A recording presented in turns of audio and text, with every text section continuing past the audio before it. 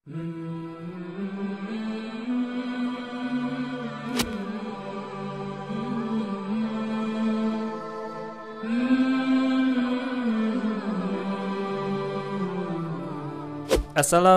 warahmatullahi wabarakatuh. Bismillahirrahmanirrahim. Rabbi shrah li sadri wa yassir li amri wahlul 'uqdatam min lisani yafqahu qouli. Oke, selamat datang teman-teman di channel Miftahoul Ulum, dan seperti biasanya kita masih membahas kajian yaitu Al-Qur'an menurut Sunnah Rasul yang akan disampaikan oleh Ustadz Abdullah Juhad. Bagaimana kabarnya Ustadz? Alhamdulillah. Sehat walafiat, tambah sehat ini rupanya. Alhamdulillah. Dan meneruskan video yang kemarin teman-teman, seperti biasanya kita kemarin sudah membahas analitika Al-Quran sudah, kemudian objektivitas Al-Quran sudah. Dan untuk tema kali ini apa Ustadz? Kali ini kita akan angkat tema Al-Quran satu ilmu gaya. Satu ilmu gaya. Wah, ini menarik sekali nih. Ilmu gaya ini tepatnya seperti apa? Bisa dikasih clue-nya atau mungkin bocorannya Ustadz? Ya, gaya ini kan makhluk gaya itu kan makhluk tan benda. Tan benda. Ya, jadi makhluk yang bukan benda ya. Tan benda berarti tidak bisa diamati secara bendawi ya. Jadi itu nanti akan kita bahas tentang apa? Makhluk gaya itu meliputi malaikat, ruh, dan jin. Ya, jadi nanti, berkaitan tentang tiga itu ya Ustaz? Ya, nanti akan kita bahas satu persatu. Minimal ya nanti sampai 3 episode untuk membahas Al-Quran satu ilmu gaya ini. Ya, gitu. Wah, menarik sekali ini teman-teman, yaitu berkaitan tentang masalah ruh dan juga jin. Dan juga apa tadi Ustadz? Malaikat ya. Karena ini memang makhluk-makhluk ini tidak kasat mata ya Ustadz ya. Tidak bisa terlihat oleh panca indera kita, tetapi kita memang harus mempelajari atau gimana? Ini ada surat-surat yang berhubungan menerangkan tentang hal itu Ustadz? Ya, jadi nanti akan kita bahas. Maka itu bahasanya itu masuk dalam Al-Quran satu ilmu gaya ya. Jadi suratnya apa Ustaz? Yang di Al-Quran? Jadi maksudnya itu nanti merupakan ya apa? Kalau klasifikasi ya. Nanti kita akan membuat pengelompokan klasifikasi ayat-ayat Allah ya yang sejenis yang membicarakan tentang ya kekuatan alam atau makhluk gaya tersebut. Jadi nanti akan kita bahas khusus ayat-ayat yang berkaitan dengan makhluk gaya. Kalau tidak malaikat, ya nanti ruh ya. Kemudian jin. Jadi ayat-ayatnya berkaitan dengan itu. Maka kita sebut klasifikasi. Ya, klasifikasi ayat-ayat Al-Quran sejenis yang membicarakan atau menerangkan tentang kemampuan makhluk gaya tersebut ya. Karena tidak kelihatan maka disebut makhluk gaya. Makhluk gaya ya. Ya, makhluk gaya. Ya, yang dimaksud makhluk gaya itu nanti kan memang kekuatan tan benda. Tan benda itu contohnya seperti apa Ustaz? Benda ya yang tidak kelihatan. Kalau atau mungkin menembus benda atau? Ya, tan itu kan artinya tidak. Ya, bukan, tan benda bukan benda. Jadi nggak bisa diraba, nggak bisa dilihat, ya. Tapi mungkin bisa dirasakan ya. Mungkin bisa dirasakan. Ya, tan benda kan. Artinya bukan membicarakan masalah fisik benda. Kalau seperti bola, seperti pohon, seperti manusia itu kan benda bisa diraba. Nah, maka ini tan benda istilahnya. Nanti kita bahas secara detail dan kita kaji ayat-ayatnya. Oke, menarik sekali teman-teman. Dan daripada penasaran, langsung saja kita simak kajian Al-Quran menurut Sunnah Rasul, yaitu berkaitan dengan makhluk tan benda tadi. Kita simak.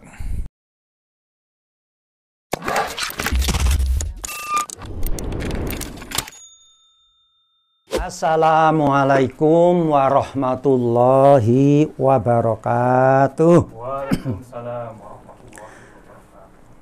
Bismillah, alhamdulillah, wasyukrulillah, wassalatu wassalamu ala rasulillah, wa ala alihi wa ashabihi wa mawala amma ba'du.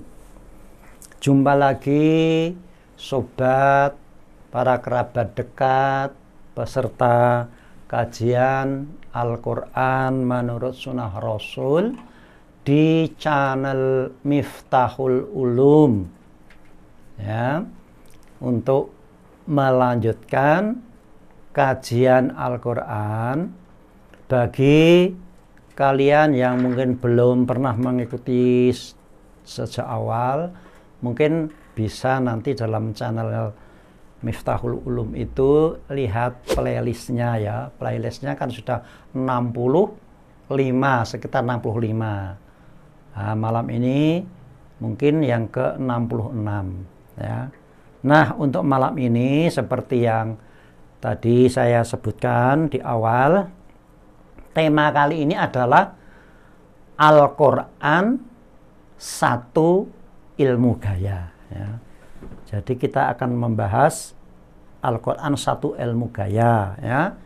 Ya, dalam arti apa?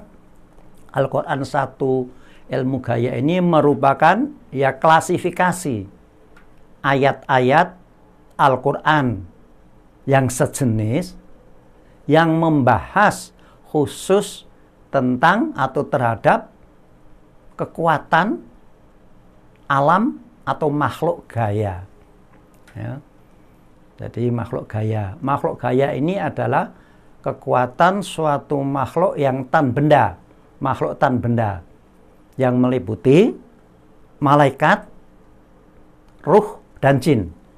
Jadi nanti kita akan bahas tentang apa dan bagaimana malaikat, dan apa dan bagaimana ruh, dan juga jin, ya.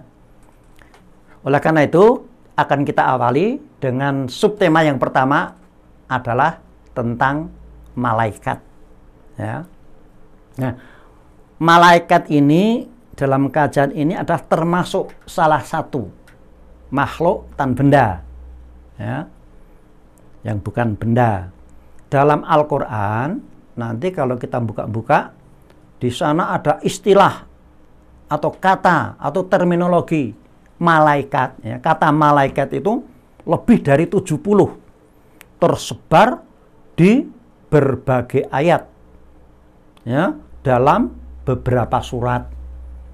Misalnya surat Al-Baqarah saja sudah sekitar 7 yang menyebut kata atau istilah malaikat.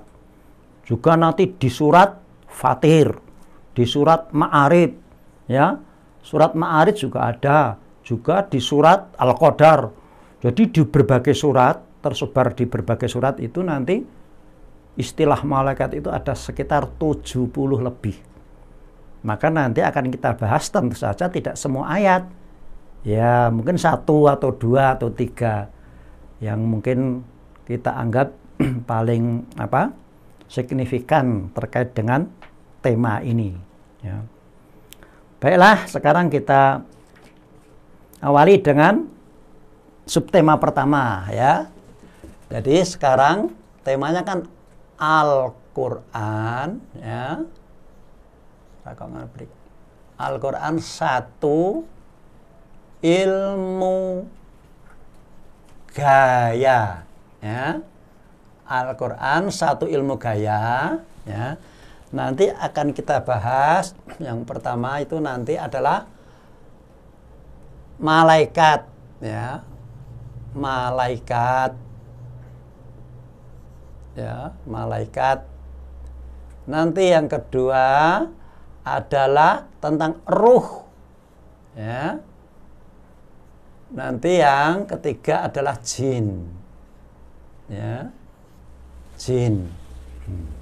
Nah, sekarang kita awali dari malaikat, ya, malaikat, ya. Malaikat. Malaikat ini nanti dalam satu hadis dikatakan bahwa, ya, al malaikatu, ya, al malaikatu, ya, malaikat itu, ya, khuliqa, ya, khuliqa min nurin, ya, min nurin, ya. Malaikat itu khuliqa. Ingat, khuliqa ini adalah termasuk kata kerja, ya, lampau, ya, berarti telah diciptakan, dan ini bentuknya adalah majhul, ya, majhul khuliqa, pasif. Ingat, khuliqa ini kan dari khalaqa, ya, kalau aktifnya kan khalaqa, ya, khalaqa ya luku khalqon, ya, khalikun makhlukun, kemarin sudah kita bahas ya khalaqa. Nah, khalaqa ini aktif, ya, lazim, ya. Kalau khuliqa ini majhul, majhul atau pasif, ya, ini pasif. Jadi fiilnya ini pasif, majhul. Sehingga kalau khalaqa dia, Allah telah mencipta, khuliqa dicipta, ya. Sehingga malaikat itu telah diciptakan oleh dia, oleh Allah, min nurin, ya. Min ini harfu jar, ya, nurin majrur, ini jar majrur, ya. Ya. Sehingga di sini ditegaskan bahwa malaikat itu diciptakan oleh Allah ini dari rumusan nur, ya, dari nur, ya.